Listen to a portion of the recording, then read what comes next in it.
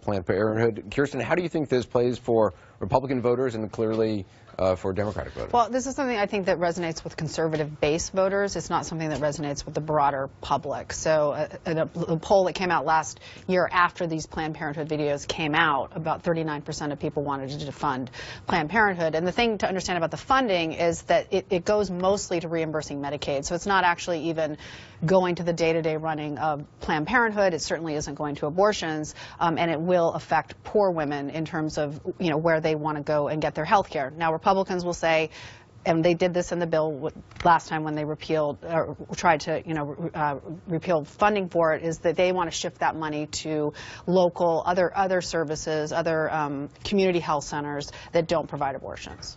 Kelly, what do you think Donald Trump does here? Because, I mean, as we said, he did speak favorably. It surprised a lot of people, I think, when, you know, particularly during the primary season, when so many of the candidates, Republican side, were talking about defunding. I think this is where Donald Trump can push congressional Republicans. Congressional Republicans want to defund, and I agree with that. However, this is where Donald Trump can come in and say, you want to defund, fine, but defunding has to be paired with a bill that says you can still be reimbursed at one of the 1,200 federally funded health clinics, these women who are seeking not abortions, but they're seeking, you know, breast MRIs or screenings, or you can go to a pregnancy center. There are 2,000 pregnancy centers out there outside of Planned Parenthood. He can say, I'm with you, I'm on board, I don't like the fact Planned Parenthood does 300,000 abortions a year, but let's ensure that these women have another place they can go and receive the same sort of health care that they currently get. Van, to have this happen so soon, is this something that mobilizes Democrats? Yeah. You know, it's weird. Populists usually like to be popular, right? That's a part of being a populist, is doing things that are popular. Planned Parenthood is a beloved organization in the United States. I know it's very hard for people to know that in the deep, you know, passions of the conservative movement, but this is a very popular organization, and a lot of people have relied on Planned Parenthood for so many things. And so I don't think this makes a lot of sense. And by the way, you're starting to see a new women's movement coming up. Women who've never been political, women who've never been involved in anything, who don't even like the word feminist, are starting to feel like they're going to have to speak out now. I remember 1992, or maybe it was 91, when you had the whole Clarence Thomas and Anita Hill thing. And then right after that, one woman got insulted, offended, sexually harassed. And then you had the Year of the Woman, where women came out by the droves. That could happen as a result of this kind of stuff.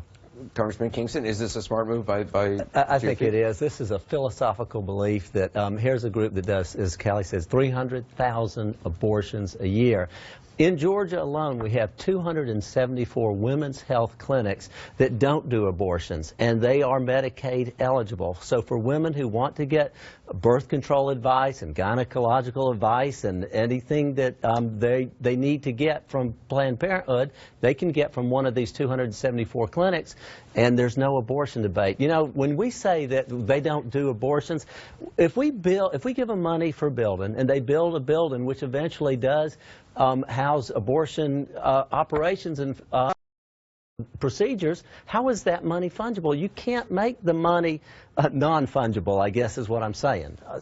We don't give them money for buildings. There is no line item in the federal budget, Jack, that says here's money for Planned Parenthood. What we do is through Medicaid reimburse poor women, and it's a bit of a red herring to say they can go to 200 other clinics in your state of Georgia. 21% of the counties in which Planned Parenthood operates, they're the only women's health center there. And so what happens is, just so you know, 97% of what they do is non-abortion. It is STDs, it is cancer screening, then why don't they just get out? If it's only birth control, of their budget, you should run for president of Planned Parenthood and take it over and change the policies. If it's 3% of their budget, get out. What you're doing is condemning millions of poor women to having unwanted pregnancies or cancer or STDs. I mean, this is a public health crisis. Well, let me say this. There's no debate about let's make sure women have access to these important services. We can all agree on that, but abortions. Taxpayers should not be paying for abortions. For 40 years under the Hyde Amendment. But the Hyde Amendment isn't sufficient. That's what I'm concerned about. Money is fungible. That is not what this amendment says. And I think this could be the first example of Republican overreach, because this is now part of the budget, which is part of repealing Obamacare. And if they lose, as Jeff Zeleny was talking about, if they lose those 2 women in the Senate, they're already losing Rand Paul because he doesn't like the budget.